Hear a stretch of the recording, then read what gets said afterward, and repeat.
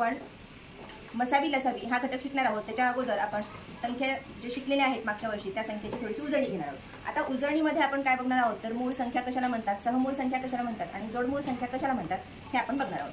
तर सर्वात अगोदर मूळ संख्या कशाला म्हणायचे. संख्येचे प्रकार बघितले आपण, नैसर्गिक संख्या, पूर्ण संख्या, पूर्णांक संख्या, अपूर्णांक हे बघितल्यानंतर त्याच्यामध्ये पूर्ण संख्येमध्ये आपण बघितलं की काही संख्या ज्या असतात त्यांना कोणत्याच संख्येने भाग जात नाही.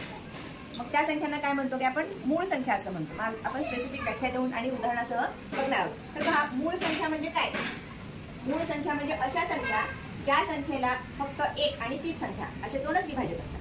काय म्हटलं मी, मूळ संख्या म्हणजे अशा संख्या ज्या संख्येचे एक आणि तीच संख्या असे दोनच विभाजक असतात. अशा संख्यांना काय म्हणतात, मूळ संख्या असे म्हणतात. उदाहरणार्थ आपण बघितलं 2, 2, 3, 5, 7, 11, 13, 17, 19 अशा असंख्या, म्हणजे जेवढ्या संख्या आपण वाढवत जाऊ तेवढ्या संख्या काय होतील, त्या मूळ संख्या आपल्याला मिळत जातील. ठीक आहे. आता पहा, मूळ संख्या म्हणजे ज्यांचे फक्त एक आणि तीच संख्या अशा अवयव पडतात. आता इथे पहा, इथे 2 घेतले आपण, 2 चे 1 आणि 2 असे दोनच अवयव मिळालेले आहेत. 1 आणि 2 असे दोनच अवयव मिळालेले आहेत. त्यानंतर 3 घेतले आपण, 3 चे सुद्धा 1 आणि 3 असे दोनच अवयव मिळालेले आहेत. नंतर पुढचं उदाहरण घेतलं आपण 5, 5 चे सुद्धा काय मिळालेले आहे, 1 आणि 5. दुसऱ्या कोणत्या संख्येने भाग जातो काय ना, जात नाही. ठीक आहे. त्यानंतर सहमूळ संख्या. सहमूळ संख्या कोणाला म्हणायची. मूळ संख्या समजलं तुम्हाला, समजलं ना.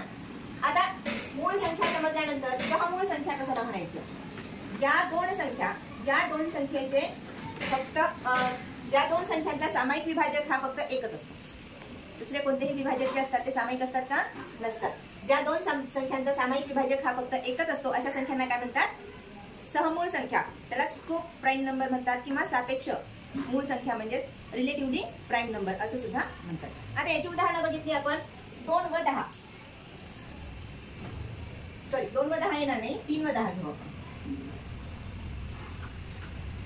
आता 3 व 10 या संख्येमध्ये जर आपण अवयव बघितले किंवा विभाजक बघितले, 3 चे विभाजक 1 आणि 3 संख्या, 1 आणि 3. 10 चे विभाजक किती आहेत, 1, 2, 5 आणि 10. म्हणजे 1 आणि 3 आणि 10 हे काय आहेत, सहमूळ संख्या झाल्या. कारण याच्यामध्ये किती विभाजक सामायिक आहे, फक्त एकच विभाजक सामायिक आहे. त्यानंतर 9 आणि 10, 9 आणि 10. 9 मध्ये 1, 3 आणि 9 असे 3 विभाजक निघाले. 10 चे विभाजक 1, 2, 5 आणि 10.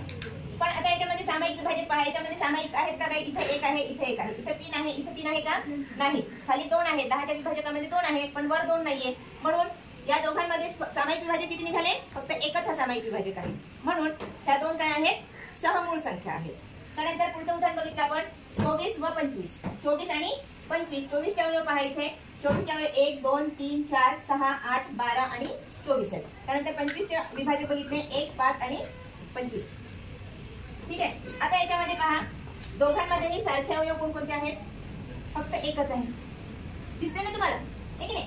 फक्त एकच हा सामायिक विभाजक आहे. म्हणून 24 आणि 25 ह्या काय आहेत, सहमूळ संख्या आहेत. त्यानंतर पहा 41 आणि 42. 41 व 42. 41 चे अवयव 1 आणि 41, कारण 41 ही मूळ संख्या आहे. आता त्याचे 1, 2, 3, पुन्हा 6, 8, 7.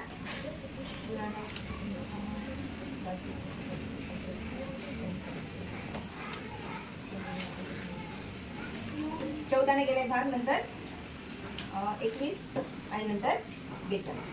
ठीक आहे. असे काय निघालेले आहेत, हे 42 चे अवयव आहेत. आता 42 च्या अवयवामध्ये पहा, इथं एक विभाजक आहे सामायिक आणि इथे सुद्धा एक, असे 1 आणि 1 एकच सामायिक विभाजक आहे. त्यामध्ये दुसरे कोणते आहेत का, नाही.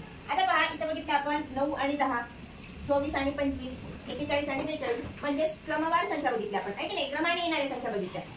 41 नंतर 42 आलं, 24 नंतर 25 आलं. मग ह्या क्रमाने येणाऱ्या संख्यांना जर सहमूळ संख्या आहेत असं आपल्याला दिसत आहे. आता याचा पडताळा तुम्ही घेऊ शकता, आहे की नाही.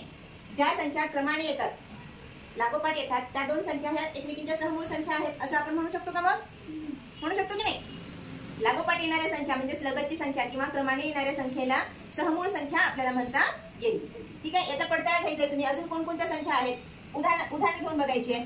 21 व 22, 23 व 24, 55 व 56 अशा कोणत्याही क्रमवार संख्या, क्रमवार म्हणजे समजलं ना तुम्हाला आता, लागोपाठ येणाऱ्या संख्या ज्या आहेत त्या दोन संख्या घ्यायच्या, कोणत्याही दोन संख्या घ्यायच्या आणि त्या दोन संख्येचे विभाजक काढायचे आणि त्या दोन संख्येमध्ये त्या विभाजकांमध्ये किती विभाजक सारखे आहेत किंवा सामायिक आहेत हे शोधायचे. शोधचाल ना. आता यानंतर आपण काय बघणार आहोत, जोडमूळ संख्या. जोडमूळ संख्या कशाला म्हणायचे? जोडमूळ संख्या म्हणजे अशा संख्या ज्या संख्येमध्ये मूळ संख्याच असणार आहे. जोडमूळ संख्या म्हणजे कोणत्या संख्या असणार आहे? मूळ संख्याच असणार आहे, परंतु त्या दोन मूळ संख्यांमध्ये काय असणार आहे? 2चा फरक असणार आहे. कितीचा? 2चा फरक. ज्या मूळ संख्येमध्ये कितीचा फरक आहे? 2चा फरक आहे, अशा मूळ संख्यांना काय म्हणायचं? जोडमूळ संख्या म्हणायचं.